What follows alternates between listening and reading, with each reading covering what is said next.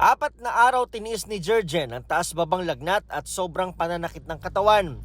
Hindi talaga ako makabangon, pero iba yung sakit ng katawan niya na hindi siya yung normal na na kaya mo pang kumilos-kilos.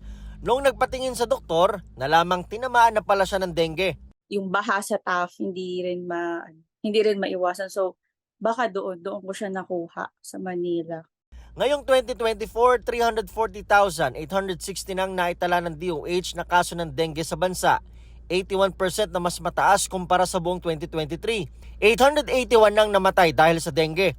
Sa nakaraang 6 na linggo, panahong sunod-sunod ng bagyo, wala naman daw naitalang pagtaas sa kaso ng dengue. Pero paalala ng DOH, posibleng dumami ang pinamumugaran ng mga lamok na may dalang dengue dahil sa mga nakatenggang tubig.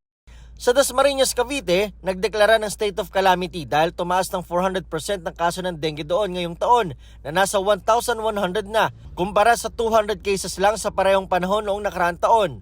7 ang naitalang namatay. Sabi ng Dasmariñas City Health Office, posibleng dulot din ito ng sunod-sunod na bagyong pumasok sa bansa. Probably yung mga strain din po ngayon ng dengue virus, mas matindi rin po. So, malaking bagay din po, of course, yung ating climate change and then yung mga basura, yung mga stagnant waters.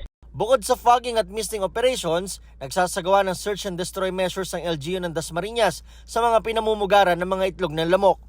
Para sa GMA Integrated News, Nico Wahe, nakatutok 24 oras.